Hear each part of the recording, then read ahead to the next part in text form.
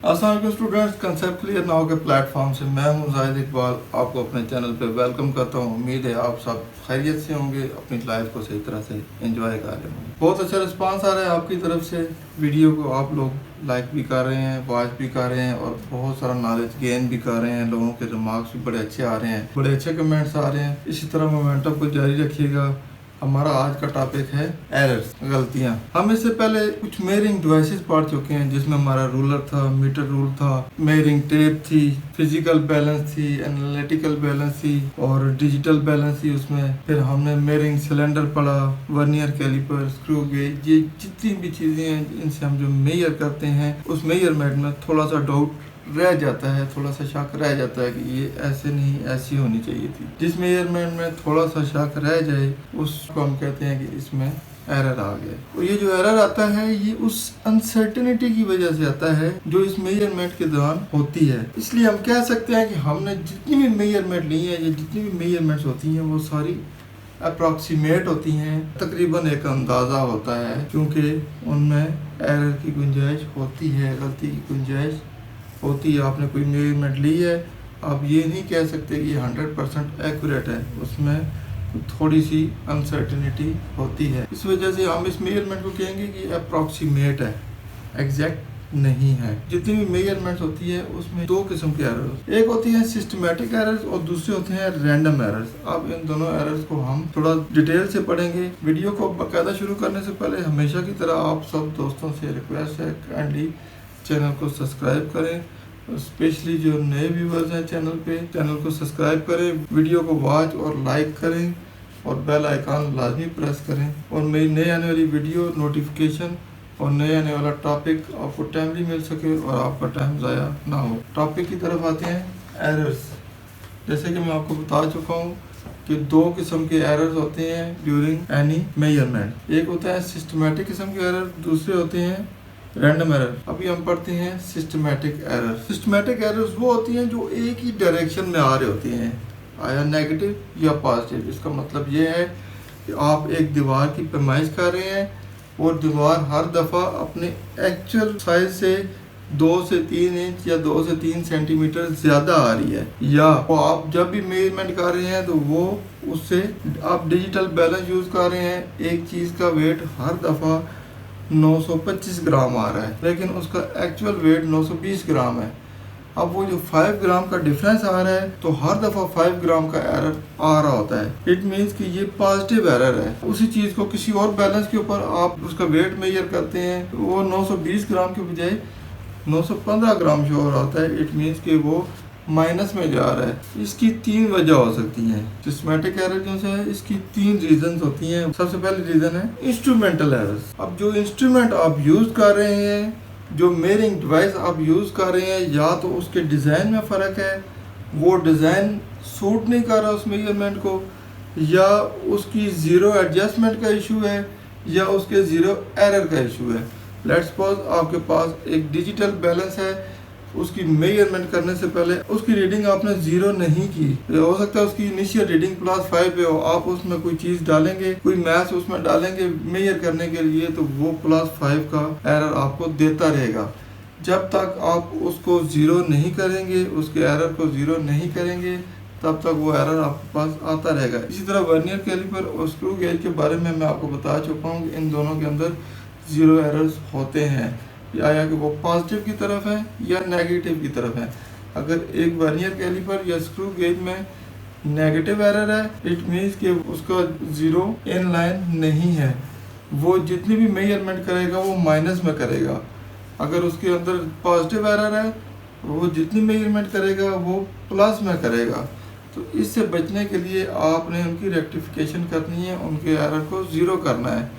जब उनके एरर को आप 0 कर देंगे, वो ना नेगेटिव एरर रहेगा ना पॉजिटिव एरर रहेगा, आपस में कोइंसाइड होंगे दोनों 0, तो इसका मतलब ये है कि वो मेजरमेंट बिल्कुल एक्यूरेट आएगी, उसमें किसी किस्म का एरर नहीं होगा। वो सिस्टम एरर थे जो कि आपने रिमूव कर दिए। दूसरा एरर आता है imperfections in experimental techniques and procedures. इसका मतलब ये है कि आप कोई एक्सपेरिमेंट कर रहे हैं, किसी चीज़ को नाप रहे हैं, मेजर कर रहे हैं, उसमें जो एक्सटर्नल फैक्टर्स थे लाइक वायर का टेम्परेचर, विंड स्पीड, ह्यूमिडिटी, उनमें आपने एक बैलेंस नहीं रखा तो उसकी वजह से भी एरर्स आते हैं। जैसे एनालिटिकल और डिजिटल बैलेंस में हम पढ़ चुके हैं कि उनको बाकायदा एक केस के अंदर रखा गया है। उसकी वजह क्या है कि उसके अंदर डस्ट पार्टिकल या विंड ये चीज़ें अफेक्ट ना करें उनकी रीडिंग्स को। इसी तरह कुछ एक्सपेरिमेंट हम कर रहे होते हैं जिसमें wind velocity, wind speed, humidity ये चीज़ें अफेक्ट कर रही होती हैं। किसी भी एक्सपेरिमेंट की जो टेक्निक और प्रोसीजर होता है वो उसके सिस्टमेटिक एरर पे बड़ा असरअंदाज होता है। तो जब तक आप इन चीज़ों को कंट्रोल नहीं करेंगे वो एरर्स आते रहेंगे और बार बार आते रहेंगे और एक ही डायरेक्शन में आते रहेंगे। उन एरर से बचने के लिए आपको इन एक्सटर्नल फैक्टर्स पे काबू पाना होगा। तीसरा एरर हमारा आता है पर्सनल एरर। पर्सनल एरर वो होता है जो बंदा एक एक्सपेरिमेंट कर रहा है या एक मेजरमेंट कर रहा है, उसने अपनी इंटरनल बाइसिंग कैसी की हुई है, उसने अपना एक माइंड सेट किया हुआ है कि ये मेजरमेंट मैंने ऐसे लेनी है। उसके लिए उसने ऑपरेटस जो है या तो वो गलत ऑपरेटस यूज कर रहा होगा या ऑपरेटस की पोजीशन सही नहीं रख रहा होगा। लेट्स सपोज मैं इस बोर्ड को मेजर करता हूँ, मुझे असूलन मेजरिंग टेप का जो हुक है वो यहाँ पे फंसाना चाहिए और ऐसे मेजरमेंट लेना चाहिए, लेकिन मैं गलती से इसको यहाँ पे रखने में यहाँ से मेजरमेंट ले लेता हूँ। इट मीन्स कि मैंने ऑपरेटर्स का सही तरह से इस्तेमाल नहीं किया, मैंने इंटरनल बाइसिंग जो सी थी वो गलत की हुई थी या वो मेरी टेक्निक ठीक नहीं थी जिस टेक्निक के तहत मैं ये मेजरमेंट ले रहा था। ये इस मेजरमेंट के दौरान मैंने केयरलेसनेस का मुजाहरा किया। मैं केयरलेस था, मेरा ध्यान किसी और तरफ था, मैं किसी से साथ बातें कर रहा था या किसी और काम में भी साथ बिजी था, या मैं लेट्स सपोज टीवी देख रहा था, मेरा ध्यान टीवी की तरफ था और मैंने ये मेजरमेंट ले रही, गलती से मेरा हाथ यहाँ पे होने के बजाय यहाँ से आ गया और मैंने ये मेजरमेंट ले ली। तो ये क्या हो गया, पर्सनल एरर। ये मेरा अपना इंटरनल एरर था, इसमें सिस्टम का कोई कसूर नहीं था, इसमें ऑपरेटर्स का कोई कसूर नहीं था, प्रोसीजर भी ठीक था, लेकिन मेरा अपनी जो टेक्निक थी या मैंने ऑपरेटर सही तरह से इस्तेमाल नहीं किया या मेरा ध्यान किसी और तरफ था, मैं केयरलेस था, उस वजह से एरर आया। तो ये तीनों किस्म के एरर जो से हैं इनको हम रिड्यूस कर सकते हैं। कैसे कर सकते हैं कि हम प्रॉपर किस्म का इंस्ट्रूमेंट लें जिससे हमने मेजरमेंट करनी है, उसके अंदर जितने भी जीरो एरर्स हैं या उसकी जीरो की सेटिंग है वो कंप्लीट करें, प्रोसीजर सही तरीके से अडॉप्ट करें और अपना जो पर्सनल एरर है उसको भी मिनिमाइज करें। जो आप काम कर रहे हैं उसकी तरफ ध्यान दें, अपने ऑपरेटर्स को सही तरीके से इस्तेमाल करें और अपना प्रॉपर प्रोसीजर अडॉप्ट करें।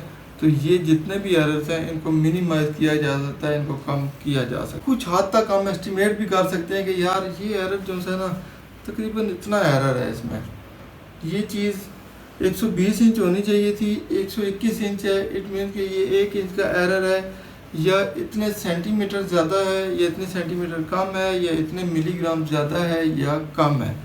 ये एक एस्टीमेट भी होता है, आप इस एस्टीमेट को भी यूटिलाइज कर सकते हैं और इन चीज़ों को कैटर कर सकते हैं और एरर्स को मिनिमाइज कर सकते हैं। कोई भी चीज़ है उसकी नेसेसरी एडजस्टमेंट करेंगे तो आप इन एरर्स को मिनिमाइज कर देंगे या ख़त्म कर देंगे। स्टूडेंट्स, इसमें दूसरे किस्म के जो मेन एरर आते हैं वो है रैंडम एरर। इससे पहले हमने पढ़े थे सिस्टमैटिक एरर, जिसमें हमने सीखा था कि वो एक वन डायरेक्शन में जाते हैं, उसमें वैल्यूज प्लस में आ रही होती हैं या माइनस में आ रही हैं, उनको एडजस्ट हम करते हैं, जीरो एडजस्ट करते हैं, उसका जीरो एरर जो सा होता है वो नॉर्मल हो जाता है, पॉजिटिव और नेगेटिव अगर कोई भी इशू आ रहा होता है वो लेवल हो जाता है और वो मेजरमेंट नॉर्मल मेजरमेंट हो जाती है, उसमें जो एरर होता है वो रिमूव हो जाता है या मिनिमाइज हो जाता है। अब दूसरे किस्म के जो एरर है वो है रैंडम एरर। रैंडम का मतलब होता है कि कभी वो मेजरमेंट ज्यादा आ जाती है, कभी कम आ जाती है, ये अनप्रेडिक्टेबल होती है और अनकंट्रोलेबल होती है और ये कभी कभार आती है, रेगुलर नहीं आती। अगर वो रेगुलर आ रही होती इट मीन्स कि वो ऑटोमेटिक एरर है,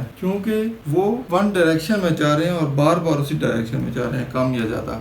ये हर दफ़ा एक मेजरमेंट नहीं आती, इसमें कभी कभार को फॉल्ट आता है और ये अनप्रेडिक्टेबल होता है, आप सोच भी नहीं सकते कि ये फॉल्ट आएगा और वो आ जाता है। या अनकंट्रोलेबल होता है तो वो फॉल्ट आपके पास से बाहर होता है, आप उसको कंट्रोल नहीं कर सकते और ये इरेगुलर बेसिस पे आता है। उसकी वजह क्या होती है? इसकी एक वजह यह है कि आपकी जो मेजरिंग इंस्ट्रूमेंट्स होते हैं उनमें इम्परफेक्शन हो सकती है, वो परफेक्ट नहीं हो सकते, या हो सकता है कि उसमें एक माइनर सा फॉल्ट हो जो आपको नज़र ना आ रहा हो, या उसमें इम्परफेक्शन हो, वो चीज़ उस वक्त सही परफेक्ट काम ना कर रही हो, या एक्सपेरिमेंट कंडीशंस जो सी हैं वो उसको सूट नहीं कर रही उस टेम्परेचर पे, या उस ह्यूमिडिटी लेवल पे, या उस विंड स्पीड पे वो सही तरह से काम ना कर रही हो। और कुछ ऐसी गलतियां जो इंसान की तरफ से हो रही हो,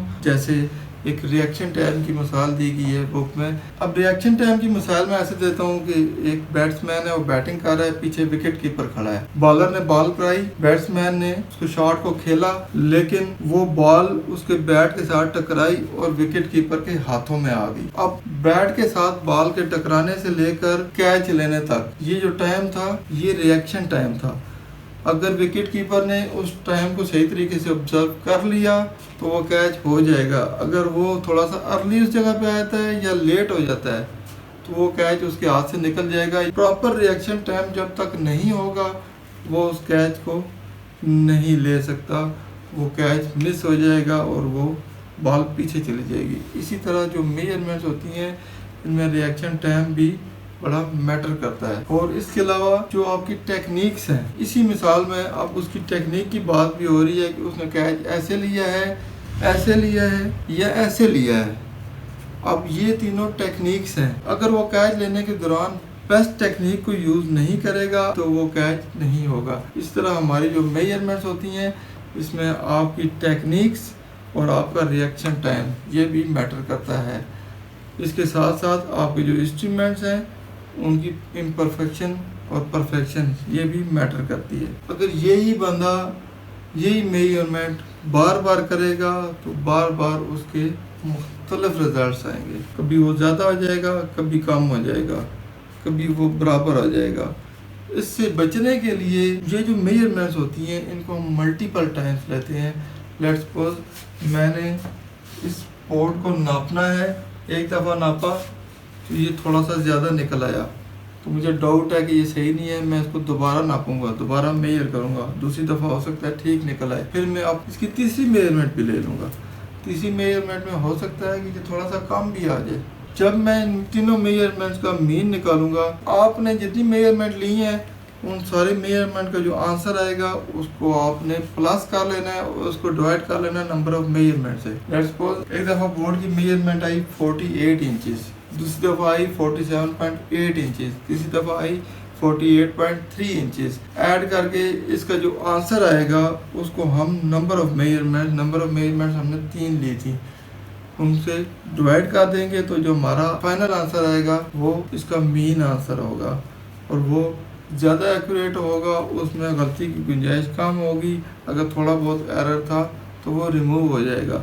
अब ये जो मीन जो हम निकालते हैं, मल्टीपल मेजरमेंट करते हैं और उनका मीन निकालते हैं, ये किस लिए निकालते हैं कि इस चीज़ को हम एनालाइज कर सकें कि ये इंस्ट्रूमेंट था बार बार फॉल्ट दे रहा था, कभी ज़्यादा दे रहा था, कभी कम दे रहा था, कभी नहीं दे रहा था। इसके स्टैटिस्टिकल एनालिसिस करेंगे और इसकी अकाउंटेबिलिटी करेंगे। स्टैटिस्टिकल एनालिसिस किए जाएंगे और उनको रेक्टिफाई किया जाएगा ताकि एरर दोबारा ना आ सके। उम्मीद है दोस्तों मेरे इस लेक्चर से आपको एरर के बारे में कंसेप्ट क्लियर हो गए होंगे, बहुत कुछ सीखने को भी मिला होगा। वीडियो पसंद आए इसको लाइक दोस्तों के साथ शेयर लाजमी कीजिएगा और ज़ाहिद इकबाल को दुआओं में याद रखिएगा।